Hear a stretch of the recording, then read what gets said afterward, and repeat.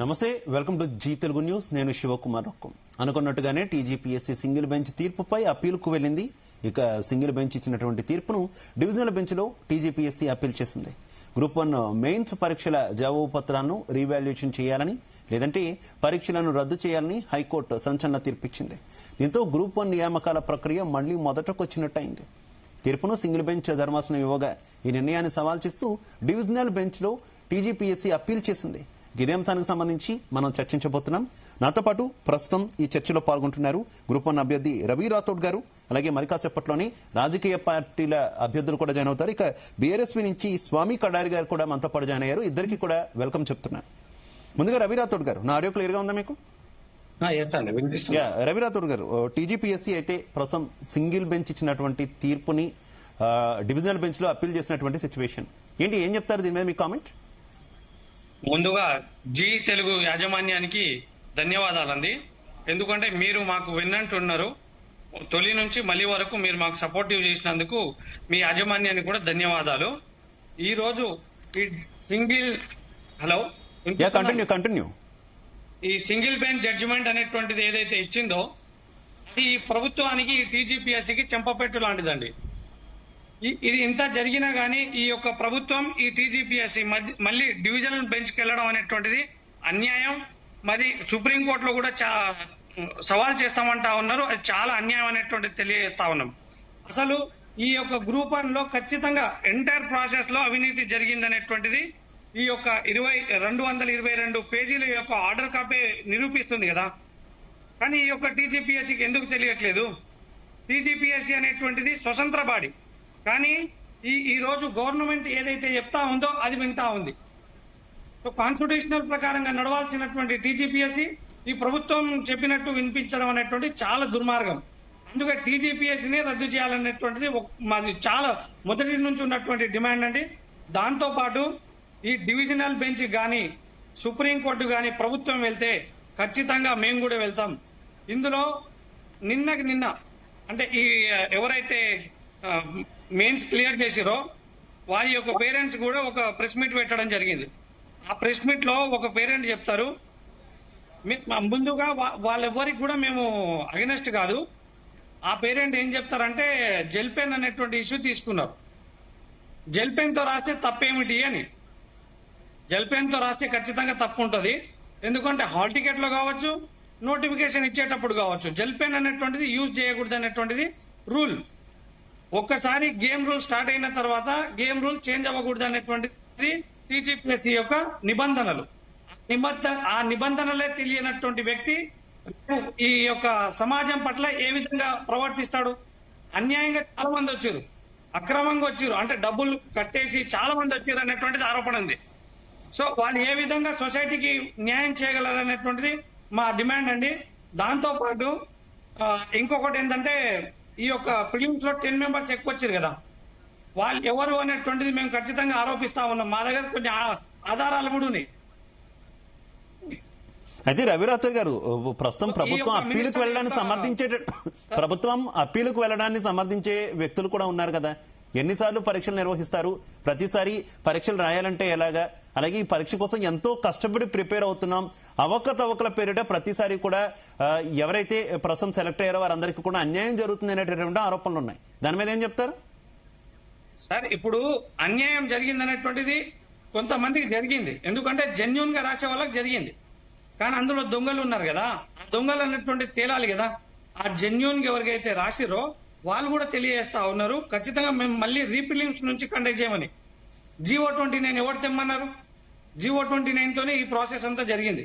So GO 29 తీసేసి గత ప్రభుత్వం ఇచ్చినటువంటి జీవో 55 ప్రకారంగా మళ్ళీ రీఫిలిమ్స్ నుంచి స్టార్ట్ చేయాలి.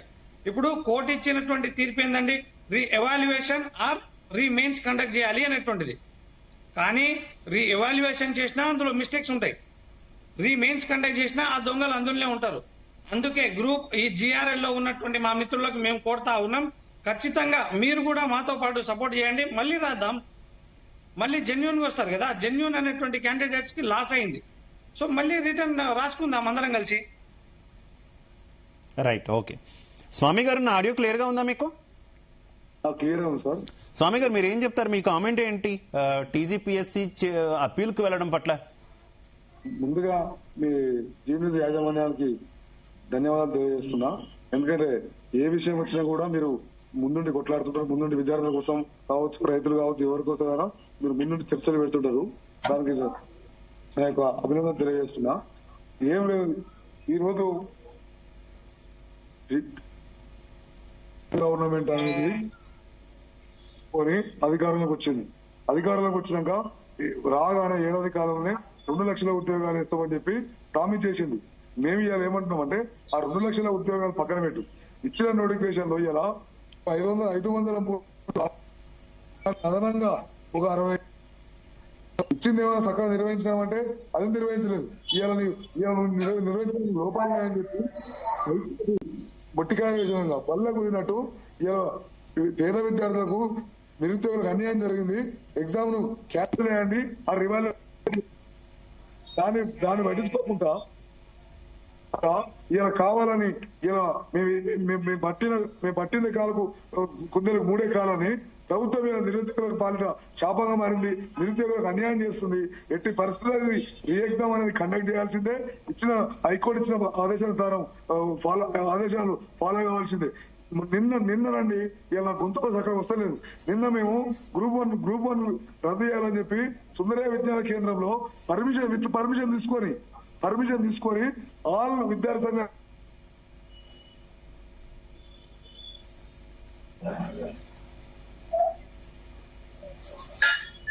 రైట్ స్వామి గారు కొంత డిస్టర్బెన్స్ ఉంది, సిగ్నల్ వీక్ గా ఉన్నట్టుంది, మీ వాయిస్ కట్ అవుతుంది. నేను మరోసారి మీ దగ్గరకు వస్తా స్వామి గారు. రవి రాథోడ్ గారు, రైట్. రవి రాథోడ్ గారు, ప్రధానంగా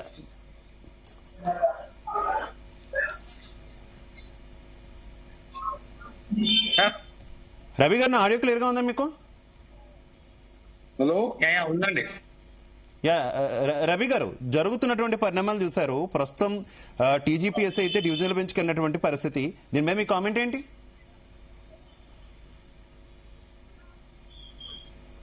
ఇందులో ఇద్దరు రవి ఉన్నారండి. రవి రాథోడ్ రవి రాథోడ్ గారు కాదు, రవికుమార్ గారు ప్లీజ్. కొడంగల్ రవి అండి. కంటిన్యూ. ముందుగా డిబేట్ లో ఉన్న మిత్రులకు, అట్లానే ఈ ప్రోగ్రామ్ నిర్వహిస్తున్నటువంటి జీ తెలుగు యాజమాన్యానికి ప్రత్యేక ధన్యవాదాలు తెలియజేస్తాం. మేము గతం నుంచి కూడా చెప్తున్నాం, ఇది విద్యార్థుల పక్షాన మీరు ప్రభుత్వం నిలబడాల్సిందే. మీరు ప్రభుత్వం నిలబడితేనే బాగుంటుందని యావత్ తెలంగాణ నిరుద్యోగుల పక్షాన నిలబడాలని చెప్తున్నాం. అట్లా కాకుండా ప్రభుత్వాన్ని సంప్రదించి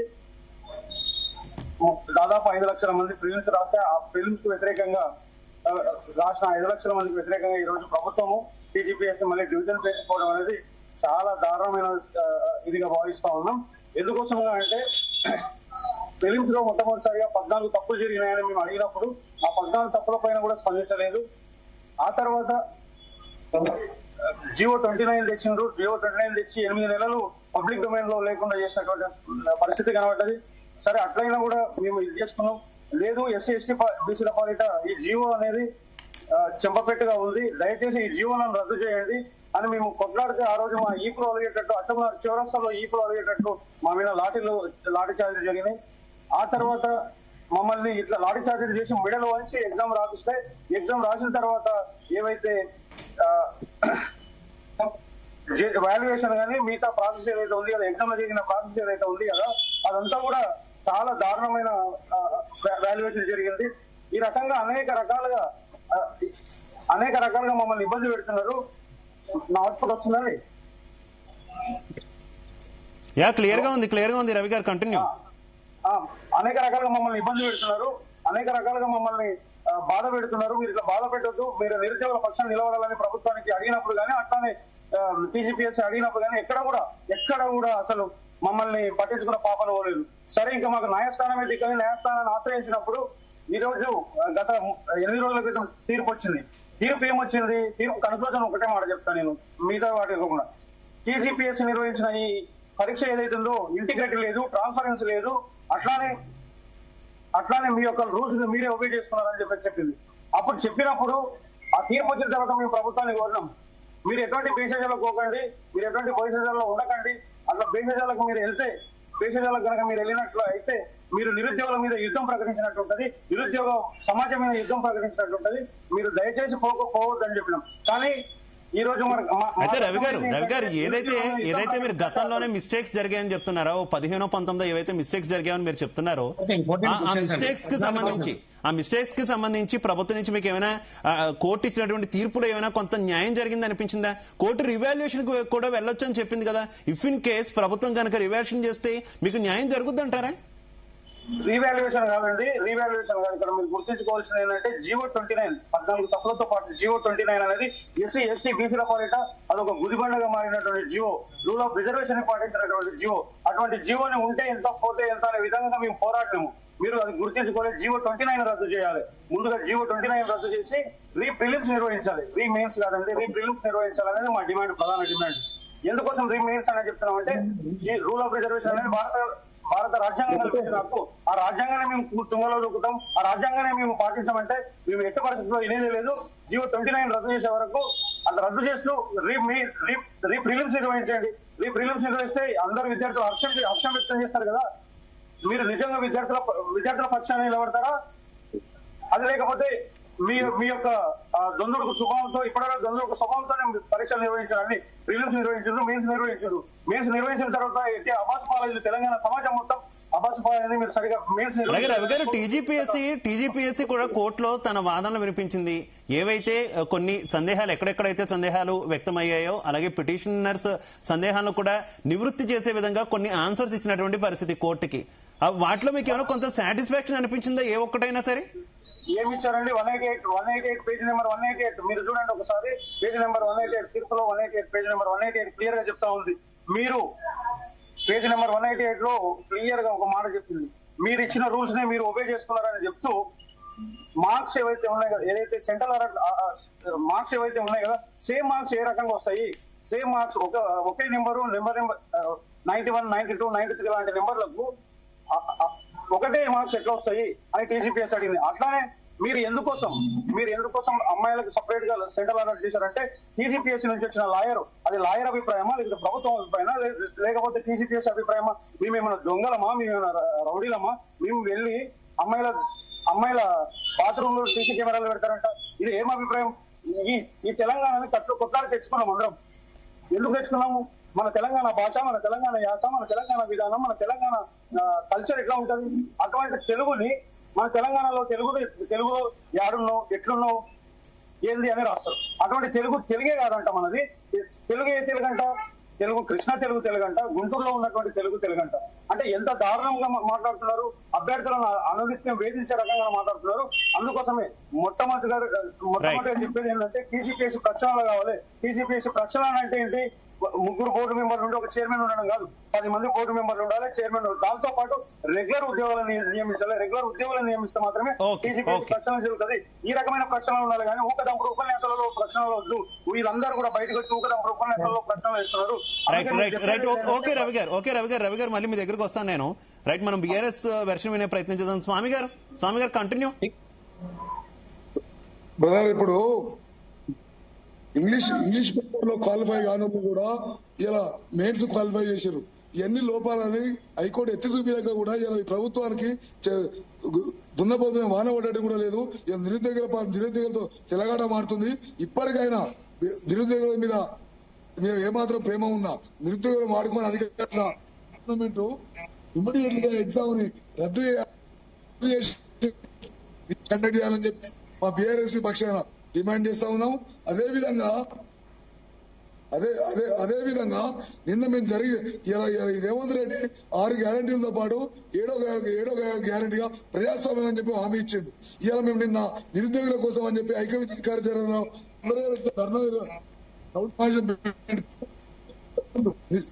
నిర్లజ్జగా అధికార పార్టీ కొమ్ము కాస్తుండు. ఇద్దరు నాయకులను చూడకుండా కూడా ఒక వీధి రౌడీలాగా గుండాలాగా ప్రవర్తించి వాళ్ళ గొర్రెలను లాక్కపోయి వ్యాన్లు ఎక్కించారు. ఇది ఎక్కడి ప్రజాస్వామ్యం? ఏడా ఉన్నది? ప్రజాపాలన అందిస్తానన్న రేవంత్ రెడ్డి ఇవాళ నిర్బంధ పాలన అందిస్తున్నాడు. ఇవాళ మేము మా బీఆర్ఎస్ పక్షాన ఒకటే డిమాండ్ చేస్తున్నామండి. హైకోర్టు ఇచ్చిన తీర్పును రీ ఎగ్జామ్ కండక్ట్ చేయాల్సిందే. ఎగ్జామ్ క్యాన్సిల్ చేయాల్సిందే, మళ్ళీ ఫ్రెష్ గా గ్రూప్ 1 నిర్వహించాల్సిందే. ఎందుకంటే దీనివల్ల ఇలా ఒకే సెంటర్ లో ఎక్కడ కూడా యూపీఎస్సీ తరాలో ఎక్కడ కూడా ప్రిలిమ్స్ కో హాల్ టికెట్, మెయిన్స్ కో హాల్ టికెట్ ఎక్కడ లేదండి. ఇలా కావాలి రేవంత్ రెడ్డి. అయితే రవి గారు ఈ అంశం తెర మీదకి వచ్చిన తర్వాత చాలా మంది అసలు టీజీపీఎస్సీనే రద్దు చేయాలని డిమాండ్ చేస్తున్నారు కదా. టీజీపీఎస్సీనే రద్దు చేయాలి, లేదంటే వేరే ఈ పరీక్షలు నిర్వహించడానికి ఏదైనా వేరే ఒక వ్యవస్థను తీసుకురావాలి, ఇది అసలు కరెక్ట్ గా లేదు అనేటటువంటి వాదనలు కూడా చాలా మంది వినిపిస్తున్నారు. కరెక్ట్ అంటారా స్వామి గారు? మీ ఒపీనియన్ ఏంటి స్వామి గారు? టీజీపీఎస్ రద్దు చేసి ఇలా పార్లమెంట్ నిర్వహించే యూపీఎస్ తరాలు ఒకటి కండక్ట్ చేయాలంటున్నాం. ఎందుకంటే ఇట్లా నిరుద్యోగులకు అన్ని వాళ్ళు వేల సంవత్సరాల నుంచి వాళ్ళ అమ్మ నాన్నలు అందరూ ఉద్యోగాలు ప్రిపేర్ అవుతున్న అందరూ రైతులు కాయ కష్టం చేసుకొని కడుపు మార్చుకొని నా కొడుకు బిడ్డలు ఉద్యోగాలు పొందుతారు, నాకు అలాకంటే ఎక్కువే సంతోషం ఏందని చెప్పి రైతు రక్తాలు అమ్ముకొని పుస్తకాలు తాట అమ్ముకొని వాళ్ళు హాస్టల్లో పెట్టి చూపిస్తుంటే ఇవాళ ప్రభుత్వం నిరుద్యోగులు తెలంగాణ మారుతుంది. ఇది కరెక్ట్ కాదు. అందుకని మేము డిమాండ్ చేస్తా ఉన్నాం, యూపీఎస్సీ తరాలు ఒకటి టీజీపీఎస్ కండక్ట్ చేయాలి. ఎందుకంటే ఈ స్కామ్లతో చాలా మంది మోసపోతున్నారు. ఇలా వీళ్ళకి రాజకీయ నాయకులకు ఏమవుతుందండి, వాళ్ళకి ఇది కాకపోతే ఇంకోటి, కానీ నిరుద్యోగులకు ఏది లైఫ్, అది లైఫ్ అండ్ డెత్ అనే సమస్య వీళ్ళకు, వాళ్ళ పేరెంట్స్ కూడా. రైట్ రవిరాథోడ్ గారు ఎందుకు టీజీపీఎస్సీ మొత్తానికి క్యాన్సిల్ చేయాలని కోరుకుంటున్నారు? ఒక వ్యవస్థ ఏదన్నా 1-2 లోపాలు ఉంటూ ఉంటాయి, కానీ పూర్తిగా టీజీపీఎస్సీని తొలగించాలని కోరుకోవడం ఎంతవరకు సమంజసం? ఎందుకు అసలు టీజీపీఎస్సీలో మీరు గుర్తించినటువంటి లోపాలేంటి? ఎందుకు అనేటువంటిది అంటే అన్న, అవినీతి జరిగింది టీజీపీఎస్సీలో, పారదర్శకత లేదు, పక్షపాతం చూపిస్తా ఉంది, నిబంధనలను ఉల్లంఘిస్తా ఉంది.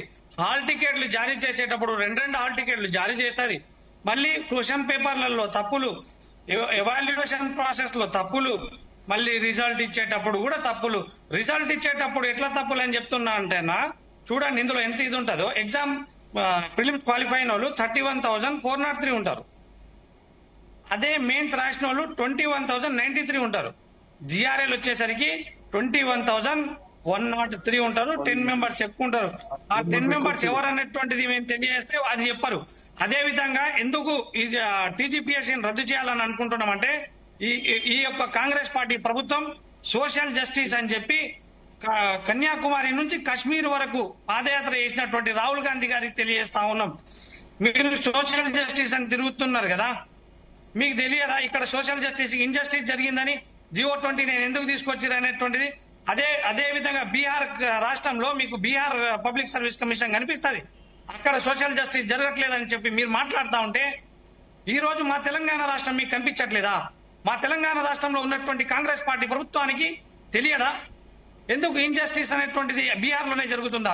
బీహార్ రాష్ట్రం పబ్లిక్ సర్వీస్ కమిషన్ ముందు పొర్లు దండాలు పెడుతున్నటువంటి రాహుల్ గాంధీ గారు, మీరు ఖచ్చితంగా మా తెలంగాణ రాష్ట్రానికి వచ్చి ఇక్కడ మాకు జరిగినటువంటి అన్యాయం మీద బేషరతుగా మీరు శమాక గాంధీ గారు, ఆ మహాతల్లి ఎటు వెళ్ళిపోయిందో, యూత్ డిక్లరేషన్ ఇచ్చిన తర్వాత మళ్ళీ అది ఉందా లేదా పోయిందా అనేటువంటిది కూడా సోయలేదు వీళ్ళకి. యూత్ డిక్లరేషన్ లో ఫస్ట్ ఇచ్చినటువంటిది ఏంటండి, అమరుల కుటుంబాలకు 25 లక్షలు ఇచ్చేసి ఆ ప్రతి కుటుంబానికి ఒక ఉద్యోగం ఇస్తామన్నారు. ఆ ఉద్యోగ కల్పన ఎటుపోయింది, వాళ్ళకి పెన్షన్లు ఎటుపోయినాయి. దాంతో పాటు జాబ్ క్యాలెండర్ అన్నారు, అది ఎటుపోయింది. సంవత్సరానికి 2 లక్షలు అనేటువంటి చెప్పి ఈ యొక్క రాష్ట్ర ప్రభుత్వం 2 కోట్లు అని చెప్పి ఈ కేంద్ర ప్రభుత్వం 2 దొంగ నాటకాలు ఆడుతా ఉంది నిరుద్యోగుల పక్షాన. ఇది చాలా అన్యాయం. నిరుద్యోగులను మోసం చేస్తా ఉన్నాయి ఈ కేంద్ర రాష్ట్ర ప్రభుత్వాలు. దాంతో పాటు అదే విధంగా నిరుద్యోగ వృత్తి ఇస్తామన్నారు. నిరుద్యోగ వృత్తి అని ఇస్తే కనీసం ఈ హాస్టల్ చిక్కడపల్లి లైబ్రరీలో ఉన్నటువంటి పిల్లలు కనీసం తినడానికి కూడా లేదు కదా మాకు. అక్కడ 5 రూపాయల భోజనం తింటా ఉంటాం. 4,000 మీరు నిరుద్యోగ వృత్తి ఇస్తామన్నారు, ఒక్కటి కూడా ఇవ్వలేదు. హామీలను కూడా మీరు నెరవేర్చకుండా అందుకే టీజీపీఎస్సీని రద్దు చేయాలనుకుంటున్నాను. ఓకే రవిరాథోడ్ గారు మళ్ళీ మీ దగ్గరికి వస్తాను నేను. మనతో పాటు ఎనలిస్ట్ బాలాగారు జాయిన్ అయ్యారు. బాలాగారు నమస్తే, నా ఆడియో క్లియర్ గా ఉందా? స్వామి గారు వస్తాను నేను, ఒక్క నిమిషం. బాలాగారు ఒపీనియన్ తీసుకున్న తర్వాత నేను మిమ్మల్ని తీసుకుంటాను. స్వామి గారు, బాలాగారు, ప్రస్తుతం ఈ టీజీపీఎస్సీ డివిజనల్ బెంచ్ కి అప్పీల్కి వెళ్ళినటువంటి సిచ్యువేషన్, కానీ అసలు అప్పీల్కి వెళ్ళడం కూడా కరెక్ట్ కాదు అనేటటువంటి ఒపీనియన్ ఎవరైతే ఈ గ్రూప్ 1 అభ్యర్థులు ఉన్నారో వారంతా కూడా వ్యక్తం చేస్తున్నారు. మరికొంతమంది అయితే అసలు టీజీపీఎస్సీనే రద్దు చేయాలి, మొత్తం పక్షపాత ధోరణితో అంతా జరుగుతుంది అంటూ కూడా చెప్తున్నటువంటి పరిస్థితి. కోర్టు లేవనెత్తినటువంటి అంశాలు ఏంటి, ఈ మొత్తం వ్యవహారంలో ఏం జరుగుతుంది అనుకుంటున్నారు? ఏ ప్రభుత్వం ఉన్నా కూడా ఉద్యోగాల సంబంధించినటువంటి పరీక్షల విషయంలో ఏదో ఒక లోపం ఎదురవుతూనే ఉన్నటువంటి పరిస్థితి. ఎంతో మంది విద్యార్థులు మానసిక వేదంతో పాటు ఆర్థిక ఇబ్బందులు కూడా ఎదుర్కొంటున్నారు. ఏం చెప్తారు ఈ మొత్తం వ్యవహారంలో? వన్ థింగ్ అండి, అప్పీల్ వెళ్లే రైట్ ప్రతి ఒక్కరికి రాజ్యాంగం కల్పించిన హక్కు. అది గవర్నమెంట్ కైనా పౌరుడికైనా. అగ్రీవ్డ్ పార్టీ ఎవరైనా అప్పీల్కి వెళ్ళొచ్చు, వాళ్ళ యొక్క గ్రీవెన్సెస్ ని అజిటేట్ చేయొచ్చు. దాంట్లో ఎవరు కాదు అనడానికి లేదు, ఎవరు స్టాప్ చేయడానికి లేదు. ఎందుకంటే that is a law of the land. మన ఇండియాలో ఉన్న ఒక ల్యాండ్ ఆఫ్ లా కాబట్టి అప్పీల్ అనేది ఏంటి, నాకు ఈ జడ్జిమెంట్ నచ్చినప్పుడు నేను పై అధికారులకి అంటే పై ఉన్న వాళ్ళ దగ్గరికి వెళ్ళి అప్పీల్ తీసుకోవడం కామన్. ఒకటి కింద నాకు ఒకలా అర్థమైండొచ్చు, ఇంకొకరికి ఇంకోలా అర్థమైండొచ్చు. ఇప్పుడు చాలా మంది ఏమంటారంటే ఒపీనియన్ ఆఫ్ దిస్ కోర్ట్ అంటారు కానీ ఒపీనియన్ ఆఫ్ దిస్ జడ్జ్ అని చెప్పరుగా. కానీ అక్కడ జనరల్ ఏం జరుగుతుంది, ఒపీనియన్ ఆఫ్ ద జడ్జిస్ అండి. అది అందరూ తెలుసుకోవాలి. రాజ్యాంగం అందరూ ఏమనుకుంటున్నారంటే లెజిస్లేటర్ లేకపోతే ఎగ్జిక్యూటివ్ లేకపోతే జుడిషియరీ బియాండ్ సిటిజన్ అయిపోతుంది ఇక్కడ.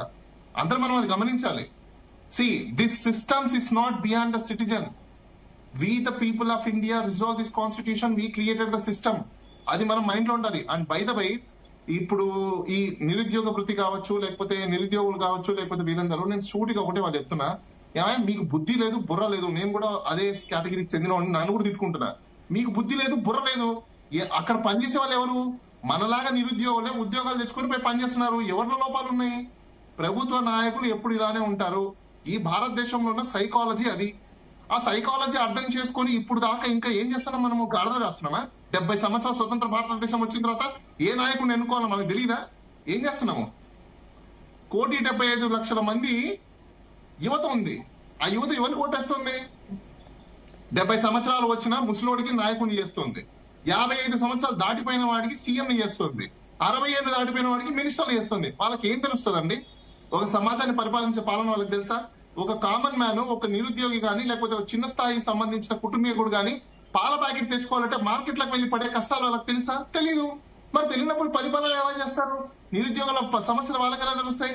ఉద్యోగం వచ్చిన తర్వాత ఐఏఎస్లు, ఐపీఎస్లు, లేకపోతే సివిల్ సర్వెంట్లు, లేకపోతే group 1 officer, group 2, 3 officer, group 4 officer, వీళ్ళందరూ చేసేదంటే ఉద్యోగం వచ్చిన తర్వాత ఈవెన్ ఇప్పుడు మాట్లాడుకునే ఎవరైతే ఆస్పరెంట్స్ కూడా జాబులు వచ్చిన తర్వాత వీళ్ళు సీట్ లో కూర్చొని మాట్లాడే భాష ఎలా ఉంటుందో తెలుసా? అయితే నాకేంది, నా టైమింగ్ ఇదే, నేను ఇట్లే చేస్తా. సో ఇప్పుడు వాళ్ళు అక్కడ అలే చేస్తున్నారు. గతంలో వాళ్ళు సీనియర్స్ కదా. ఇప్పుడు ఏపీపీఎస్సీ ఇప్పుడు టీజీపీఎస్ ఏదైతే ఉందో ఆ టీజీపీఎస్ లో ఉన్న వాళ్ళు ఎవరందరి ఒకప్పుడు నిరుద్యోగులు, ఇప్పుడు ఉద్యోగం వచ్చిన ఉద్యోగులు. సో ఏం మారలేదు ఇక్కడ. ఈవెన్ రేపు ఈ నిరుద్యోగులకు ఉద్యోగాలు వస్తే వీళ్ళు కూడా అదే, మా సార్ అది చెప్పారు, మా ఇంకోరు ఇది చెప్పారు, డిసిప్లినరీ యాక్షన్ తీసుకుంటారు కాబట్టి నేను ఫాలో అవుతున్నా. There is matter. It is a institute. మీరు నిజంగా ఇన్స్టిట్యూట్ ని రీఫార్మ్ చేయాలని అనుకుంటే ఎంటైర్ తెలంగాణలో ఉన్న యువత మొత్తం కూడా ఫస్ట్ ఇన్స్టిట్యూషన్స్ లో ఉన్న వ్యక్తుల మీద మనం పోరాటం చేస్తేనో లేకపోతే ఇంకోటి చేస్తేనో మారదు. రాజకీయంగా యువత కావచ్చు, లేకపోతే మిడిల్ క్లాస్ వాళ్ళు కావచ్చు, మీరు మనం పవర్లకు ఎలా రావాలి, ఆ పవర్ ద్వారా సిస్టమ్స్ ఎలా క్రియేట్ చేసుకోవాలని ఆలోచిస్తే సిస్టమ్ మారుతుంది. అదర్వైజ్ ఈ భారతదేశంలో మనకున్న చట్టాలు చాలా పటిష్టంగా ఉన్నప్పటికీ కూడా ఎందుకు మనకి ఇంజస్టిస్ జరుగుతోంది? రీజన్ ఏంటి అంటే ఎగ్జిక్యూషన్ వ్యక్తుల చేతుల్లో ఈ చట్టాలు నలిగిపోతున్నాయి, బాధపడుతున్నాయి, ఘోష పెడుతున్నాయి. So this is a fact. Even ఇప్పుడు టీజీపీఎస్ ఏదైతే ఉందో అప్పీల్కి వెళ్ళింది. ఎందుకు అప్పీల్కి వెళ్ళింది? బేసికల్ గా సింగిల్ జడ్జి ఇచ్చిన ఆర్డర్ ఏదైతే ఉందో క్యాన్సిల్ చేశారు కాబట్టి ఇమీడియట్ గా వాళ్ళు అక్కడికి అప్పీల్కి వెళ్ళి దీన్ని కన్క్లూడ్ చేయాలనేది వాళ్ళ భాషణ. ఇక్కడ 2 విషయాలు ఉన్నాయి. ఒకటి, ఎవరెవరికైతే నష్టాలు జరిగాయో వాళ్ళకి మాత్రమే అప్పీల్కి వెళ్ళి ఛాలెంజ్ చేసుకుని వాళ్ళ మీద మాత్రమే ప్రాసిక్యూషన్ వాళ్ళ వరకు మాత్రమే కోర్టులో ఆర్గ్యుమెంట్స్ జరిగి కోర్టులో దాన్ని అజిటేట్ చేస్తే బాగుంటది. కానీ వాళ్ళ వల్ల మిగతా పిల్లలు ఎవరైతే ఉన్నారో వాళ్ళందరూ సఫర్ అయ్యే పరిస్థితులు ఉన్నాయి. ఇప్పుడు జెన్యున్ గా రాసి క్వాలిఫై అయిపోయిన వాళ్ళు కూడా సఫర్ అవుతున్నారు. అయితే బాలగారు టీజీపీఎస్సీని తొలగించి యూపీఎస్సీ తరహా ఒక వ్యవస్థను తీసుకురావాలనేటటువంటి డిమాండ్ ఏంటి? యూపీఎస్సీ అంతా కరెక్ట్ గా ఉందా? నేను అందుకే చెప్పా వీళ్ళకి బుర్రలు లేవని ఎందుకు అంటున్నానంటే, ఓకే ఇప్పుడు టీజీపీఎస్ ని తీసేస్తావు, యూపీఎస్సీని తీసుకొస్తావు, వాడు పనిచేసే వాళ్ళు ఎవరయ్యా? పైనుంచి దేవుడిని దిగొస్తారా, లేకపోతే భూమిలోంచి జానీలు పుట్టుకొస్తారా? వాళ్ళు నిజంగా ఇప్పుడు నాకు చాలా I'm very sorry to say common sense లేకుండా తయారైపోయారు అందరూ. ఎందుకంటే the same human being is working there after you creation of a new system also, the same kind of a people there. ఇక్కడ రావాల్సిన మార్పు ఎక్కడి నుంచి, సిస్టమ్ మారడంలో కాదు, సిస్టమ్ లో చేసే వ్యక్తి దగ్గర అకౌంటబిలిటీ దగ్గర కావాలి, ట్రాన్స్పరెంట్ ఆఫ్ అకౌంటబిలిటీ కావాలి. అది కదా ఇంపార్టెంట్. ఈ చుపాచుపీలు ఏంటి, నేను ఒక లిస్ట్ వదులుతాను తర్వాత లిస్ట్ వదలను, అన్ని ఓపెన్ గా పెట్టేయండి, అందరు చూసుకుంటారు. ఎవరి వాళ్ళకు డాష్ క్రియేట్ చేయండి, ఎవరెవరు హాల్ టికెట్ నెంబర్లు అన్ని పెట్టండి బయట. ఏం పోయేదేముంది, వీళ్ళందరూ పబ్లిక్ సర్వెంట్స్ కదా అవుతారు. అక్కడ ప్రైవసీ బ్రీచ్ ఏముంటుంది నాకు అర్థం కాల. ఇప్పుడు వాళ్ళ క్యాస్ట్ సర్టిఫికేట్ కావచ్చు, లేకపోతే వాళ్ళ ఏజ్ కావచ్చు, వాళ్ళ క్రైటీరియా కావచ్చు, ఇవన్నీ ఓపెనే కదా. రేపు వాళ్ళు ఎవరికి సర్వీస్ చేయాలి, ఇదే భారతదేశంలో ఇదే రాష్ట్రంలో ఉన్న జనాలకి సర్వీస్ చేయాలి. ఓపెన్ గా పెట్టండి, కామన్ మ్యాన్ కూడా చూసుకుంటాడు. ఓకే పలానా వ్యక్తి క్వాలిఫై అయ్యాడు, ఈ వ్యక్తికి నీ మార్క్స్ వచ్చాయి, పలానా వ్యక్తి క్వాలిఫై అవ్వలేదు కాబట్టి ఈ వ్యక్తికి నీ మార్క్స్ వచ్చాయి. పబ్లిక్ కూడా తెలుసుకుంటది. What is wrong in that? Transparency అడగండి, ట్రాన్స్పరెన్సీ రిక్రూట్మెంట్ అడగండి, ఓపెన్ రిక్రూట్మెంట్ అడగండి. వీళ్ళు ఏదన్నా ఆర్టీఏ పెడితే కానీ వాళ్ళు డీటెయిల్ ఇవ్వరు, పబ్లిషింగ్ చేసే దాంట్లో లిస్ట్ మాత్రం ఇస్తారు. ఇంకా ట్రాన్స్పరెన్సీ ఎక్కడ ఉంది? ఓకే టీజీపీఎస్ చేశారు, ఏం యూపీపీఎస్ ఏమన్నా పెద్ద ఇదా? కొన్ని యూపీపీఎస్ ఏమన్నా ఓపెన్ పెడతారా? లేదు, అక్కడ కూడా ఇంతే కదా. యూపీపీఎస్ ఇప్పుడు వన్ ఎగ్జాంపుల్ చెప్తాను. యూపీపీఎస్సీ కాకుండా ఎస్ఎస్సి ఒకటి ఉంది, స్టాఫ్ సెలక్షన్ కమిషన్. అది కూడా అండర్ కేటగిరీలో ఉన్న వాళ్ళకి రిక్రూట్మెంట్ చేస్తుంది. నేను కూడా ఎగ్జామ్స్ రాసేవన్నీ, నేను కూడా సివిల్స్ రాసిన గ్రూప్, నేను ప్రిలిమ్స్ క్వాలిఫై అయ్యాను, మెయిన్స్ కి వెళ్ళలేకపోయాను బికాస్ ఆఫ్ హెల్త్ బాగాలేకపోయాను. ఎక్కడైనా institutions are same. The person who is in charge of that institution, if his intention is clear, intention is clean, then you will get a justice. Otherwise it is get everybody's injustice. Even the highest జుడిషియరీలో కూడా a good person ఉంటేనే justice delivery అవుతుంది. Even PM అయినా good intention. Okay బాలగారు, right.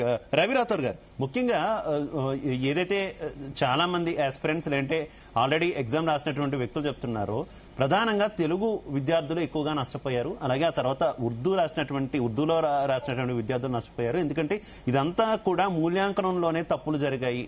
Telugu paper దిద్దిన వాళ్ళు, Urdu paper దిద్దిన వాళ్ళు సరిగ్గా దిద్దలేదు. అంటే తెలుగు భాష మీద, ఉర్దూ భాష మీద పట్టున్నటువంటి వ్యక్తులు దిద్దలేదు, ఇంగ్లీష్ మీద పట్టున్నటువంటి వాళ్ళే దిద్దారు. తద్వారా తమకు అన్యాయం జరిగింది అని చెప్తున్నారు. నిజంగా జరిగిందంటారా ఆ తరహా?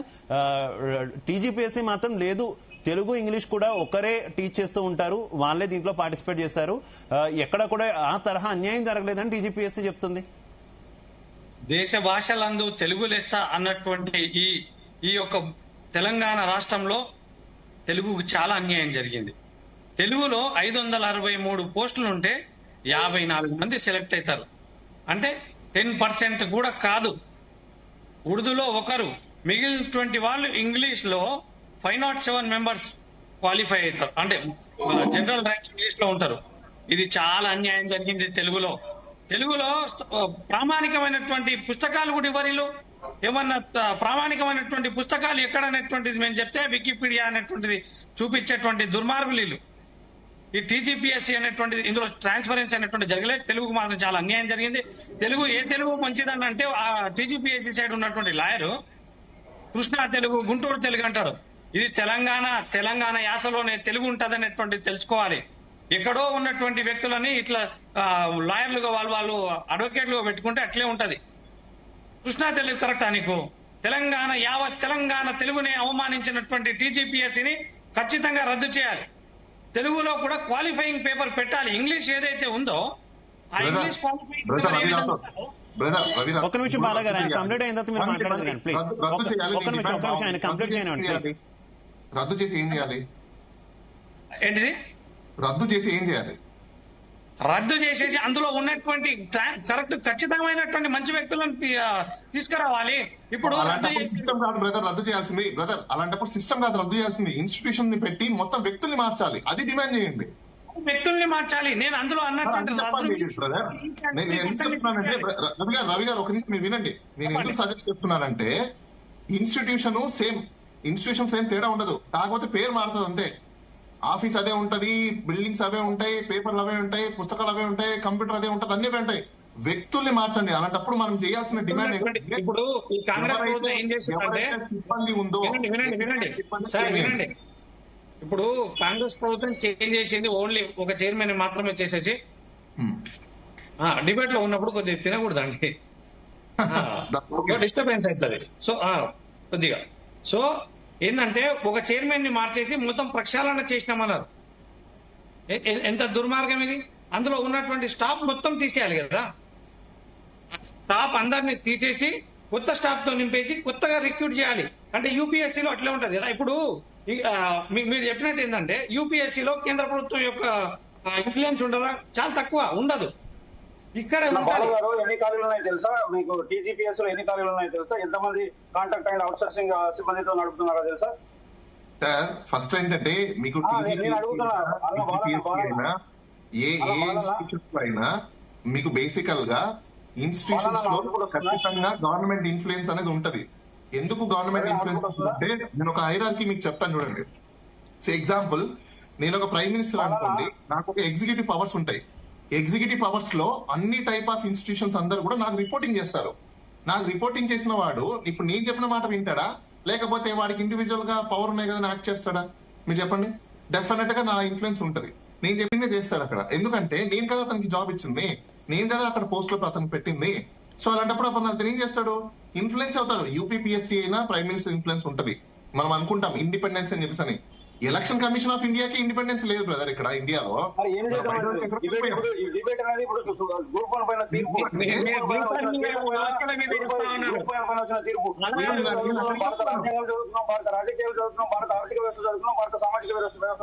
ఇప్పుడు వచ్చింది ఏది? గ్రూప్ 1 తీర్పు పైన డిస్కషన్ చేయాలి. ఇన్స్టిట్యూషన్స్ అన్ని కూడా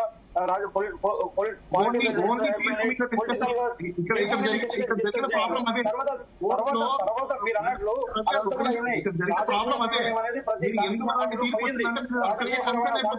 పోయిన తర్వాత మనం ఏం చేయగలుగుతున్నాము అది తర్వాత జరిగింది ఏంటంటే డిబేట్. అది కాదు బాలగారు మీరు చెప్పిందంతా బాగుంది. వ్యవస్థ ప్రక్షాళన జరగాలంటున్నారు, కానీ వ్యవస్థ ప్రక్షాళన జరిగే సూచనలు ఇప్పట్లో లేవు కదా. ప్రస్తుతం వారికి కావాల్సింది వారు అడుగుతారు కదా. మేము అన్యాయం అయిపోయాం కాబట్టి ఇప్పుడు ఈ రకంగా న్యాయం చేయండి అని అడుగుతారు. వ్యవస్థ ప్రక్షాళన వారి చేతుల్లో ఇప్పటికైతే లేదు కదా. మీరు లాంగ్ టైం పరిష్కారం చెప్తున్నారు, బాగుంది, కానీ ఇప్పుడు ప్రస్తుతం వారికి కావాల్సిన పరిష్కారం వారు కోరుకుంటున్నారు. రైట్, రవికుమార్ గారు కంటిన్యూ. వస్తా బాలగారు మళ్ళీ వస్తాను నేను. రవికుమార్ గారు కంటిన్యూ. రవిరాథోడ్ గారు ఒక్క నిమిషం. బాలగారు ఒక్క నిమిషం. రవికుమార్ గారు కంటిన్యూ. మీరు 222 పేజీల తీర్పు వచ్చింది. 222 పేజీల తీర్పును మీరు చదివారా బ్రదర్? చదవలేదు. మీరు చదవండి, ఆ తీర్పు చదవండి. ఆ తీర్పులో ఎన్ని క్వశ్చన్లు మేము రేజ్ చేసినాం, మేము ఎంత బాధపడ్డాం. 14 క్వశ్చన్లు అప్పుడు తప్పు ఉంటే ఎంత బాధపడ్డాం. ఆ తర్వాత జియో 29 మీద మీరందరూ ఎక్కడున్నారో మాకు తెలియదు, మేము మా ఈపులో కొట్టుకున్నాం. ఇప్పుడు కూడా మా కష్టం చూడండి, ఇటువైపు చూడండి. స్టడియాల ముందుండే మాట్లాడుతున్నాం, మేము ఎక్కడ స్టడియాల్లో ఉండే మాట్లాడుతున్నాం. మీరు చూడండి, మేము స్టడియాలకు దూరం ఉండి మాట్లాడలేదు. ఇప్పటి వరకు మేము చదువుకుంటూ కడుపులు కాల్చుకుని స్టడియాల్లో కూర్చుంటాం. అటువంటి కడుపులు కాల్చుకుని స్టడియాల్లో కూర్చొని మేము ఇంత కష్టపడుతుంటే తప్పుల మీద తప్పులు చేసి మా జీవితాలను అగమ్యగోచరం చేసి మాకు మెడలకు ఉరితాలుగా తెచ్చింది ఎవరు? ఈ ప్రభుత్వాలు, ఈ టీజీపీఎస్ కదా. అటువంటిప్పుడు ఆ టీజీపీఎస్ క్వశ్చన్ చేస్తాం, బరాబర్ క్వశ్చన్ చేస్తాం. మీరు సమాజమే మార్చాలి, మన విధానమే మారాలి అంటే ఇప్పుడు కాదు. విధానం ఈ డిబేట్ కాదు, అది మీరు చేసిన పాయింట్స్ అని కూడా వ్యాలిడే, కానీ ఇప్పుడు కాదు. మన ఇది ఇప్పుడు ఓన్లీ కోర్టు తీర్పు పైన ప్రభుత్వం స్పందన ఎట్లా ఉంది దాని గురించి డిబేట్ పెట్టిండ్రు. జీ తెలుగు వాళ్ళు ప్రతిరోజు పాపం వాళ్ళకి చాలా సమస్యలు ఉన్నా కూడా మన సమస్యలు తీసుకుంటున్నారు.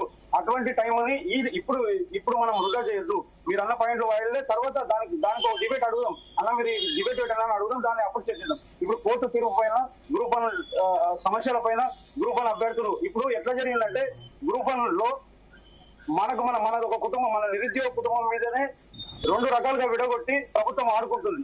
ఇప్పుడు 563 మంది బాధలో ఉన్నారు అంటున్నారు. సరే, బాధలో ఉన్నారు, మేము కూడా దాన్ని యాక్సెప్ట్ చేస్తాం. వాళ్ళకి కొంచెం బాధ ఉండొచ్చు, అందరు అటువంటి వాళ్ళని చెప్పట్లేదు. వాళ్ళకి బాధ ఉండొచ్చు, వాళ్ళ బాధను మేము అర్థం చేస్తాం. అంతకన్నా ముందు ఫస్ట్ టైం ప్రిలిమ్స్ జరిగినప్పుడు అనేక మంది క్వాలిఫై అయ్యారు. సెకండ్ టైం ప్రిలిమ్స్ జరిగినప్పుడు క్వాలిఫై కాలేదు. మరి వాళ్ళు కూడా బాధితులే కదా, వాళ్ళకు కూడా బాధ ఉంటుంది కదా. సెకండ్ టైం ప్రిలిమ్స్ క్వాలిఫై అయ్యి థర్డ్ టైం జియో 29 ద్వారా ప్రిలిమ్స్ క్వాలిఫై కాని వాళ్ళు చాలా మంది ఉన్నారు. మరి వాళ్ళకు కూడా బాధ ఉంటుంది కదా. ఒక నిమిషం రవికుమార్ గారు మొత్తం ఇప్పుడు పరీక్ష నిర్వహణలో లోపాలున్నాయా, మూల్యాంకనంలో లోపాలున్నాయా, అసలు మొత్తం టీజీపీఎస్సీలోనే లోపాలున్నాయా? ఈ క్వశ్చన్ ఎందుకు అడుగుతున్నా అంటే టీజీపీఎస్సీ లో కొంత పక్షపాత ధోరణి కనిపిస్తుంది అంటున్నారు. ఏ రకమైనటువంటి పక్షపాత ధోరణి అది? ఏ రకంగా తమ పక్షపాత ధోరణి టీజీపీఎస్సీ ఇంప్లిమెంట్ చేస్తుంది? ఇది ఒక వ్యవస్థ కదా, ఒక వ్యక్తి మీద ఏ రకంగా తమ పక్షపాతాన్ని ఇంప్లిమెంట్ చేసేటటువంటి అవకాశం ఉంటుంది? ఇది నేను చెప్పలేదు, మీరు చెప్పలేదు. ఇది చెప్పింది పేజ్ నెంబర్ 189 లో కోర్టు తీర్పు ఇచ్చింది. కోర్టు తీర్పులో పేజ్ నెంబర్ 189 లో మీరు చదవండి. పక్షపాత ధోరణితో వ్యవహరించిందని కోర్టు చెప్పింది.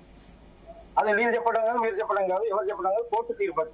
అట్లానే మీరు అన్నారు నోటిఫికేషన్ రిలీజ్ రోజే పక్షపాతం ఎట్లుందంటే రవణ ఒకటేంటంటే పక్షపాతం అనేటువంటిది ఒక నిమిషం రవి. నోటిఫికేషన్ రిలీజ్ రోజు జియో 29 తెచ్చి ఎందుకు దాచిపెట్టుకున్నారు? దాచిపెట్టుకోవాల్సిన అవసరం లేదు జియో 29. సో అక్కడ తప్పుంది. జియో 29 అనేది రూల్ ఆఫ్ రిజర్వేషన్ క్యాన్సిల్ అవుతుంది. రవి నేను అందరం కూడా రోడ్ల మీద కూర్చొని చేస్తే రవిని అడుగు, రవిని నన్ను ఎట్లా జైల్లో పాలు చేసిందో, ఎట్లా స్టేషన్ లో పాలు చేసిందో, ఎట్లా మా ఈపీ వాళ్ళ ఎట్లా కొట్టిందో. అట్లా ఆ రోజు జియో 29 తీసుకురాకుండా తెచ్చి ప్రిలిమ్స్ నిర్వహించి రూల్ ఆఫ్ రిజర్వేషన్ పాటించకుండా ఆ రోజు చాలా మందిని బాధితులు చేసిండ్రు. ఈ రోజే కాదు, మేము ఏమంటున్నాం, గ్రూప్ 1 ఎవరైతే సెలెక్టెడ్ అయిన క్యాండిడేట్స్ ఉన్నారు కదా, మేము మాకు వాళ్ళ మీద కాదు, వాళ్ళ మీద మాకేమీ లేదు, వాళ్ళు మా అన్నోళ్ళు, మా తమ్ముళ్ళు, మా చెల్లెలు, మా అక్క వాళ్ళే. కానీ ఈ ఎవల్యూషన్ ప్రాసెస్ ఏదైతే ఉంది కదా, ఈ నోటిఫికేషన్ రిలీజ్ అయినప్పటి నుండి ఈ రోజు వరకు జరిగిన ప్రాసెస్ ఏదైతే ఉంది కదా, ఆ ప్రాసెస్ ని మేము తప్పబడుతున్నాం, ఆ విధానాన్ని తప్పబడుతున్నాం. అందులో ట్రాన్స్పరెన్సీ లేదని మేము కోర్టుకి ఎక్కినాం. అదే కోర్టు కూడా అదే చెప్పింది. అందుకోసంగానే ఇప్పుడు టీజీపీఎస్సీ మొత్తం చేంజ్ అయిన ప్రక్షాళన చేయాలంటే, యూపీఎస్సీ చేయాలంటే ఇప్పుడు బ్రదర్ అన్నట్లు అక్కడ మ్యాన్ పవర్, ఇక్కడ మ్యాన్ పవర్ డిఫరెంట్ గా ఉంటది. కానీ టీజీపీఎస్ ప్రక్షాళన ఎట్లా అంటే ఇప్పుడు 3+1 ఉన్నారు కాదు, 1+10 పెట్టాలి. ఆ తర్వాత 1163 ఖాళీలు ఉన్నాయి. ఆ ఖాళీలన్నిటి కూడా భర్తీ చేయాలి. ఆ భర్తీ చేసినప్పుడే రెగ్యులర్ ఎంప్లాయ్మెంట్ ఒక భయం ఉంటది, ఇటువంటి లీకేజీలకు ఆస్కారం ఉండదు. దాని మీద మనం మాట్లాడాలి. కానీ ఆ తర్వాత టీజీపీఎస్ ప్రక్షాళన తర్వాత కూడా దీంట్లో పొలిటికల్ ఎంట్రన్స్ అనేది ఉండరాదు. మీరు చాలా మంది పొలిటికల్ గా ఎంటర్ అవుతున్నటువంటి పరిస్థితి ఉంది. అటువంటి పొలిటికల్ ఎంట్రన్స్ అనేది బ్యాన్ చేయాలి కంప్లీట్ గా. ఇటువంటి పొలిటికల్ పొలిటికల్ ఎంట్రన్స్ ఉండడం బట్టే ఈ రోజు ఇటువంటి జరుగుతున్నాయి అనేది నాకు ఉన్నటువంటి అనుమానం. అందుకే టీజీపీఎస్ ప్రభుత్వం రిక్వెస్ట్ చేసేది ఏంటంటే, ప్రభుత్వాన్ని డిమాండ్ చేస్తున్నాం, రిక్వెస్ట్ అని అనుకోండి, డిమాండ్ అని అనుకోండి, మీరు ముందుగా టీజీపీఎస్ ని ప్రక్షాళన చేయండి. ఆ తర్వాత ప్రక్షాళన చేసి ఇప్పుడు ఏదైతే తీర్పు వచ్చిందో ఆ తీర్పును గౌరవించి 5 లక్షల మంది నిరుద్యోగులు గ్రూప్ 1 ప్రిలిమ్స్ రాశారు, వారి పక్షాన్ని నిలబడండి. వారి పక్షాన్ని నిలబడుతూ జియో 29 రద్దు చేసి ఇమ్మీడియట్ గా గ్రూప్ 1 ప్రిలిమ్స్ నిర్వహించాలని మా ప్రధాన demand. Right, okay. Ravi Rathod గారు, ఏ రకంగా పక్షపాతం గురించి మీరు చెప్తున్నారు కదా, ఏ రకంగా పక్షపాత ధోరణి చూపించింది టీజీపీఎస్సీ? ఖచ్చితంగా పక్షపాతం చూపించిందని అనొచ్చండి. ఎందుకంటే ఫస్ట్ జిఆర్ఎల్ వచ్చినప్పుడు ఒక ఎమ్మెల్సీ గారి కోడలికి రావడం అనేటువంటిది, జానారెడ్డి ఇంట్లో 2 తీసుకోవడం, పొంగులేటి గారి కుటుంబ సభ్యులకి 2, కోదండరామరెడ్డి సార్ గారు తర్వాత ఆ విధంగా అంటే వీళ్ళు ఎవరైతే ప్రభుత్వంలో పెద్దగా ఉన్నారో వాళ్ళు పంచుకున్నట్టే బయటికి కూడా చాలా కూడా వచ్చినాయి. దాంతో పాటు ఏంటంటే కంటిన్యూ రవి రాథోడ్ గారు, వీళ్ళు ఖచ్చితంగా అంటే మేము ఆ విధంగా ఆరోపిస్తున్నప్పుడు ఈ టీజీపీఎస్ సమాధానం చెప్పాలి. ఈ ప్రతి విషయంలో వేలు దూరుస్తా ఉంటది కదా. ఏంటంటే ఈ ఉద్యోగాలు పొందడం మా హక్కు కదన్నా. ఈ ప్రభుత్వానికి ఏం సంబంధం? టీజీపీఎస్సీ పెట్టదా? టీజీపీఎస్సీ అనేటువంటిది ఇండిపెండెంట్ బాడీ, అది కాన్స్టిట్యూషనల్ ప్రకారంగా నడుస్తుంది. అందులో ఈ ప్రభుత్వాలు జోక్యాన్ని ఎందుకు చేసుకుంటది? అండ్ కోటి ఉమెన్స్ కాలేజ్ లో ఏం జరిగింది రమేష్ రాథోడ్ గారు? కోటి ఉమెన్స్ కాలేజ్ లో ఏం జరిగింది? ఎందుకు ఉమెన్స్ కాలేజ్ కి సంబంధించిన అంశాన్ని కూడా మీరు కోర్టులో ప్రస్తావించినటువంటి పరిస్థితి ఏం జరిగింది? రవి గారు, ఏంటంటే 1819 సెంటర్ నెంబర్ 1819 అండి. ఇందులో ఉమెన్స్ కాలేజ్ లోనే 74 మంది జిఆర్ఎల్ లిస్ట్ లో ఉన్నారు. అక్కడ ఓన్లీ ఉమెన్స్ మాత్రమే ఎగ్జామ్ రాపించారు. ఎందుకు? యూపీఎస్సీ అందరిని రాపిస్తుంది. ఈ టీజీపీఎస్సీకి ఏం ప్రాబ్లం వచ్చింది అక్కడ అని కోర్టుకు మేము అడిగితే అక్కడ ఉన్నటువంటి జడ్జి చెప్తారు, అక్కడ అబ్బాయిలకి వాష్రూమ్స్ అనేటువంటిది ఉండదు, అందుకు మేము ఆ అబ్బాయిలను మళ్ళీ ఏ విధంగా చిత్రీకరించండి అంటే చాలా పెద్ద దొంగలు ఇల్లు అన్నట్టు చెప్పిండు. వీళ్ళు కెమెరాలు తీసుకెళ్తారంట, అందులో ఫిక్స్ చేస్తారంట. ఇది ఏమన్నా అవగాహన ఉండి మాట్లాడతారా అక్కడ అడ్వకేట్ గారు కూడా, ఈ టీజీపీఎస్సీ కూడా, ఈ ప్రభుత్వం కూడా? ఆ ఒక్క సెంటర్ లోనే 74 మంది ఏ విధంగా సెలెక్ట్ అయ్యారు? రవి, ఈ అభిప్రాయం ప్రభుత్వానిదే లేకపోతే అడ్వకేట్దే లేకపోతే టీజీపీఎస్సీ అనేది ఇప్పటివరకు మనకు తెలుస్తుంది. ఆ ముగ్గురులో ఎవరిది అనేటువంటిది తెలియదు. ఆ సొంత అంటే ఆ సెంటర్ నుంచి ఎక్కువ మంది సెలెక్ట్ అవడం మీద కూడా మీరు అభ్యంతరాలు లేవనెత్తుతున్నట్టున్నారు. ఖచ్చితంగా కదా సార్. ఇప్పుడు ఒకే సెంటర్ లో ఏ విధంగా 74 మంది వస్తారు, మిగిలిన సెంటర్ లో ఎందుకు రారు? వన్ డిజిట్ వస్తారు. వరుస నెంబర్లతో రైట్ చాలా అన్యాయం కదా అది. సో మేము లాస్ట్ ఒకటి ఏం రిక్వెస్ట్ చేస్తున్నామంటే ఈ యొక్క గవర్నమెంట్ కి ప్లస్ టీజీపీఎస్సీ కి మీరు ఏ జోక్యం చేసుకోకండి. టీజీపీఎస్సీ పని టీజీపీఎస్సీ చేసుకోనివ్వండి. మీకు ప్రభుత్వాలకు మీకు ఎన్నో పనులు ఉన్నాయి కదా, అన్ని పాలన అంతా గంగలో వదిలేసి టీజీపీఎస్సీ మీద ఎందుకు పడతారు మీరు? అందుకే మీరు ఏ నోటిఫికేషన్ ఇచ్చినా లీగల్ లిటిగేషన్ లేకుండా మీరు ట్రాన్స్పరెన్సీగా ఖచ్చితంగా రైట్ బాలా గారు కంటిన్యూ. నిర్వహించాలనేటువంటిది కోరుతాం. ఓకే బాలా గారు. బేసికల్ గా కోర్టు ఏం ఎక్స్ప్రెస్ చేసిందంటే ఎయిదర్ రీవాల్యుయేషన్ చేయండి లేకపోతే రీ ఎగ్జామినేషన్ కండక్ట్ చేయండి అని చెప్పింది. ఇక్కడ 2 things బ్యాలెన్స్ ఆఫ్ కన్వీనియన్స్ అంటారు. Because I'm also be council కాబట్టి చెప్తున్నా. రోజు మేము కోర్టులో వాదిస్తాం కంటే దాన్ని భాషణ గురించి చెప్తున్నాం. ఎందుకంటే మాకు తెలుసు ఏం వాదన జరుగుతాయి ఏంటది. Balance of convenience and equity share అనేది కామన్ గా ఆలోచించాలి. ఇప్పుడు అది ఒక జడ్జి ఆలోచించలేదు అన్నప్పుడు ఎయిదర్ సైడ్ ఈ సైడ్ అయినా ఆ సైడ్ అయినా అప్పీల్కి వెళ్ళడం సహజం. అంటే ఎవరి బ్యాలెన్సింగ్ వాళ్ళు చూసుకుంటారు. ఇప్పుడు టీజీపీఎస్సీ రీవాల్యుయేషన్ పెట్టడంలో తప్పలేదు. వాల్యుయేషన్ అంటే అర్థం ఏంటి? ఉన్న ఎగ్జామ్ రాసిన దాంట్లో ప్రాపరైజేషన్స్ గా ఉందా లేదా, కరెక్ట్ గా జరిగిందా లేదా అని వాల్యుయేషన్ చేయడం ఒకటి. రీ ఎగ్జామినేషన్ వెరీ టఫ్. మళ్ళీ ఎందుకు టఫ్ అనేది కూడా చెప్తాను. ఇప్పుడు ఆ రీ ఎగ్జామ్ పెట్టాలన్నప్పుడు గవర్నమెంట్ లేకపోతే కోర్టు కూడా ఇంకోటి ఈక్వాలిటీ చూడాలి. ఎక్కడ అంటే ఏజింగ్ ఫ్యాక్టర్ ఎలా, ఇప్పుడు వాళ్ళ ఏజ్ ఎక్కడి నుంచి కట్ ఆఫ్ చేస్తారు, ఎంత రిలాక్సేషన్ ఇస్తారు, ఎన్ని సంవత్సరాలు రిలాక్సేషన్ ఇస్తారు, ఇవన్నీ ఇంపార్టెంట్ కదా. మరి దాంట్లో ఇంకొకటి ఇప్పుడు ఉర్దూలో పెట్టారు, తెలుగులో పెట్టారు, ఇంకో దాంట్లో పెట్టారు. ఎస్ అబ్సల్యూట్ గా పిటిషనర్స్ అడిగే వాదనలో కొన్ని మనం యాక్సెప్ట్ చేయాలి. ఇప్పుడు తెలుగు ఇంగ్లీష్ కలిపి వచ్చిన వ్యక్తి రావడం వేరు, కానీ ఎక్స్పెక్టేషన్స్ వేరు. కల్చర్ గురించి కానీ హిస్టరీ గురించి కానీ తెలియని వ్యక్తిని ఆ క్వశ్చన్స్ కి ఆన్సర్ చేయమంటే ఒకటి టీజీపీఎస్సీ ఏం చేయాలి, వాళ్ళకి ఒక కీ రికార్నర్ ఇవ్వాలి. ఆన్సర్ కీ రికార్నర్ ఇచ్చి ఉందా లేదా చెక్ లిస్ట్ ఏబిసిడీలు ఉన్నాయా లేదా, ఎస్ ఉంటే టిక్ లేకపోతే రాంగ్ అలా పెట్టుకొని ట్రాన్స్పరెంట్ గా చేస్తే అయిపోయింది. ఆ ట్రాన్స్పరెంట్ గా చేయకుండా ఇప్పుడు తెలుగు పేపర్ లో తెలుగు ఎక్స్పర్ట్స్ వచ్చిన వాళ్ళు ఎవరైతే ఉంటారో ఆ తెలుగు పేపర్ ని చూసుకొని వాళ్ళు చేసి ఆన్సర్ వీళ్ళు ప్రిపేర్ చేసి ఇస్తే దట్ ఈస్ వెరీ ఈజీ. దానికి ఎక్స్పర్ట్స్ కూడా అక్కర్లేదు. ఈవెన్ ఇంగ్లీష్ లో రాసిన దానికైనా లేకపోతే ఉర్దూలో రాసిన దానికైనా లేకపోతే ఇంగ్లీష్ లో రాసిన దానికైనా మీరు ఆన్సర్ కీని ఇచ్చి ఈ యాజ్ ఇట్ ఈస్ గా ఉందా లేదా అనేది కొంచెం చూసుకుంటే స్క్రిప్ట్ రైటింగ్ కి తప్పనిచ్చి స్క్రిప్ట్ రైటింగ్ కి మాత్రం కంపల్సరీగా ఎక్స్పర్ట్స్ ఉండాల్సిందే. ఎందుకంటే ఎసెన్స్ సరిపోతుందా లేదని చెక్ చేయాలి కాబట్టి. ఇలాంటివి చేయకుండా అక్కడున్న చైర్మన్ లేకపోతే కమిషనర్ లేకపోతే డైరెక్టర్స్ లేకపోతే ఇంకోరు వీళ్ళు ఏం ఫీల్ అవుతారంటే ఆ పోస్ట్ లో కూర్చోగానే మేం చేసేది కరెక్ట్, మాకు అన్ని తెలుసు, మేమే ఇంకా తోపులం, మమ్మల్ని మించినవాడు ఏం తెలియదు అన్న దేర్ ఆఫీసర్స్ కదా. అంటే యూజువల్లీ నేను ఎందుకు చెప్తున్నా అంటే this is a opinion of every officers. Even రేపు రవి గారైనా లేకపోతే రవి రాథోడ్ గారైనా వీళ్ళు రేపు గ్రూప్ 1 ఆఫీసర్ అయిన తర్వాత వీళ్ళ యాటిట్యూడ్ ఇలానే ఉంటది. Because it's the nature of human being. I'm sorry brother, మీరేం అనుకోవద్దండి, జస్ట్ ప్రాక్టికాలిటీ నేను చెప్తున్నాను. అక్కడ మనం ఆలోచించాల్సిన విషయం ఏంటంటే నిజంగా ఇప్పుడు మనం పెట్టే దాంట్లో కోర్టు రద్దు చేయమనింది, రీకండక్టా లేకపోతే రీవాల్యుయేషన్ అనే దగ్గరకు వచ్చినప్పుడు మీరు కూడా ఆలోచించండి. రీవాల్యుయేషన్ చేసుకుని ఎవరైతే ఇల్లీగల్ గా వచ్చి ఉంటారో వాళ్ళకి తీసేయమని చెప్పేసి మిగతా వాళ్ళని కంటిన్యూషన్ చేసుకుంటే మీకు ఈక్విటీ షేర్ అవుతుంది, లేకపోతే ఎవరైతే ఇన్ఈక్వల్ గా వచ్చినారో వాళ్ళకి ఈక్విటీ షేర్ అవుతుంది.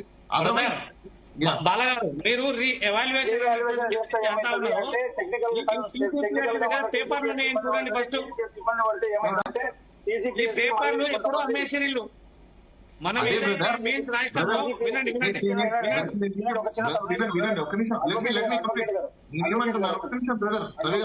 ఒక్క నిమిషం నేనేమంటున్నానంటే రీవాల్యుయేషన్ అంటే ఉంటేనే రీవాల్యుయేషన్ డేటా చేయగలుగుతాం, లేదనుకోండి రీకండక్ట్ చేయాల్సిందే ఆల్వేస్, ఇంకా తప్పదు. There is no other scope.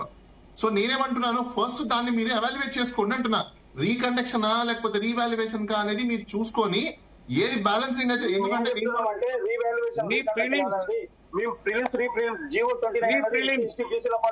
చావు దెబ్బతీసింది ఎస్ఎస్టీపీసీలని. అందుకే మేము చెప్పేది ఒకటి, రీప్రిలిమ్స్ నిర్వహించాలి.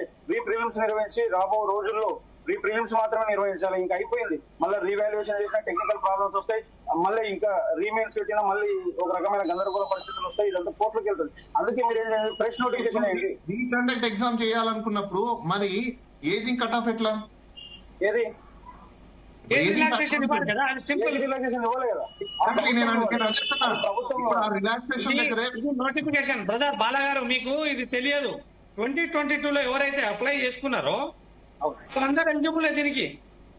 బ్రదర్ ఇప్పుడు మళ్ళీ రీకండక్ట్ ఆఫ్ ఎగ్జామినేషన్ అంటే ద సేమ్ హాల్ టికెట్సా లేకపోతే కొత్త హాల్ టికెట్స్ ఇష్యూ మళ్ళీ నోటిఫికేషన్ ఇవ్వాలంటా ఉంటే హాల్ టికెట్ నోటిఫికేషన్ టెక్నికాలిటీగా నేను చెప్తున్నా. ఇప్పుడు నోటిఫికేషన్ కొత్తగా ఇచ్చినప్పుడు ప్రతి ఒక్కరు ఎలిజిబిలిటీలోకి వస్తారు, అవునా? అంతేనా? ఇప్పుడు ఏజ్ రిలాక్సేషన్ కూడా వాళ్ళు ఇవ్వాలి కదా. ఇది కొత్త వాళ్ళు అన్నటువంటిది అంటా ఉన్నారు. మాత్రమే ఏజ్ రిలాక్సేషన్ ఉంటది, మిగతా 60 పోస్టులకు ఉండదు. 60 పోస్టులు అనేది కొత్తగా దొంగగా కలిపినటువంటి పోస్టులు, అవి మీకు తెలియదు. రవికుమార్ గారు ఏ రకంగా మొత్తానికి టీజీపీఎస్సీ అయితే ప్రస్తుతం అప్పీల్కి వెళ్ళినటువంటి సిచ్యువేషన్, మీరు మాత్రం పూర్తిగా రద్దు చేసి అంతా కూడా స్టార్టింగ్ నుంచి రావాలి అనేటటువంటి ఒక ప్రపోజల్ మీరు పెడుతున్నారు. ఏంటి ప్రభుత్వం మీద ఏ రకమైనటువంటి ఒత్తిడి తీసుకొస్తారు? అంతిమంగా నిర్ణయం తీసుకొస్తుంది ప్రభుత్వమే కదా. బరాబరి ప్రభుత్వం మీద అనేక రకాల ఒత్తిడి తీసుకొస్తా ఉన్నాం, మేము పోరాడుతూనే ఉన్నాం, కానీ ప్రభుత్వం వినట్లేదు, మొండిగా వెళ్తుంది. మేము ఆ రోజు కూడా చెప్పినాం, ఆ రోజు వడ్డీకి వచ్చిన రోజు మీటీవీలో కూడా చెప్పినాం, మీరు నిరుద్యోగుల పక్షాన ఉండండి, 5 లక్షల మంది నిరుద్యోగులు రాసినారు, వాళ్ళ పక్షాన ఉండండి, మీరు అనవసరంగా ఏదో బేసేజీలోకి వెళ్ళకండి, దయచేసి బేసేజీలోకి వెళ్ళి నిరుద్యోగుల పైన మళ్ళీ డివిజన్ బెంచ్కి వెళ్తాం, సుప్రీంకోర్టుకి వెళ్తాం. ఈ రకంగా టైం ల్యాగ్ చేసి ఆ తర్వాత హలో వినబడుతున్నది? క్లియర్ గా ఉంది రవికుమార్ గారు. ఇప్పటికే ఇయర్స్ వెయిట్ చేస్తా ఉన్నాము, చాలా ఇయర్స్ అయింది. మీరు దీన్ని ఇమీడియట్ గా 29 రద్దు చేసి రీప్రిలిమ్స్ నిర్వహించినది. ఇప్పుడు ఆల్రెడీ టీజీపీఎస్సీ అప్పీల్కి వెళ్ళిన నేపథ్యంలో మీ డిమాండ్ ఏదైతే ఉందో అది కోర్టు డివిజనల్ బెంచ్ ముందు పెట్టే అవకాశం ఏమైనా ఉందా? నిరుద్యోగుల తరపున ఏమైనా పిటిషన్ వేసే అవకాశం ఉందా? బరాబరి పెడతాం, మా లాయర్లతో కూడా మాట్లాడతాం, బరాబరి పెడతాం. మేము పెట్టకుండా మేము వదిలే ప్రసక్తి లేదు. మా డిమాండ్ ఏదైతే ఉంది కదా, ప్రిలిమ్స్ నిర్వహించాలని డిమాండ్ ఏదైతే ఉంది కదా, తప్పకుండా పెడతాం. ఈ ప్రిలిమ్స్ వేస్తే తెలంగాణ నిరుద్యోగ సమాజం ఆనందపడుతుంది. ఆ ఆనందం కావాలా లేకపోతే కొంతమందికి న్యాయం చేసే విధానం కావాలా అనేది ప్రభుత్వం తెలుసుకోవాల్సిన అవసరం ఉంది. మేము మా డిమాండ్ మీద చేస్తున్నాం, మేము అన్ని రకాలుగా ప్రెజర్ పెడుతున్నాం. ఈ రోజు రాజగోపాల్ రెడ్డి గారికి కూడా మాట్లాడాము, తీసుకొచ్చి మీరు మీ వాయిస్ ఇవ్వాలి, మా వైపు నిలబడాలంటే ఆయన కూడా చెప్పారు, ఈ 1,50,000 ఉద్యోగాలు ఇచ్చే వరకు మేము ఎంత ఉంటామని చెప్పింది. అంటే పార్టీలకు అతీతంగా మేము ప్రతి ఒక్కరిని కలుస్తా ఉన్నాం, మా సమస్యలు చెప్తా ఉన్నాం, ఏ రకంగా బిల్డ్ చేయాలి, ఏ రకంగా ప్రభుత్వం పైన ఒత్తిడి తీసుకురావాలి అనేది ఒత్తిడి తీసుకొస్తా ఉన్నాం. Right, okay, thank you so much Ravikumar గారు, thank you so much Ravi Rathod గారు, thank you so much Bala గారు, అందరికీ కూడా ధన్యవాదాలు డిబేట్ లో పాల్పంచుకున్నందుకు. మొత్తంగా టీజీపీఎస్సీ అయితే డివిజనల్ బెంచ్ లో అప్పీల్ చేసినటువంటి పరిస్థితి, సింగిల్ బెంచ్ ఇచ్చినటువంటి తీర్పుని అసలు టీజీపీఎస్సీ డివిజనల్ బెంచ్ కు వెళ్లడం పట్ల కూడా నిరుద్యోగులు తీవ్రస్థాయిలో మండిపడుతున్నటువంటి పరిస్థితి. అసలు పూర్తిగా పరీక్షనే రద్దు చేయాలి, రీవాల్యుయేషన్ కూడా కాదు, ఇది కరెక్ట్ కాదు, తమకు అన్యాయం జరుగుతుందంటూ కూడా వారు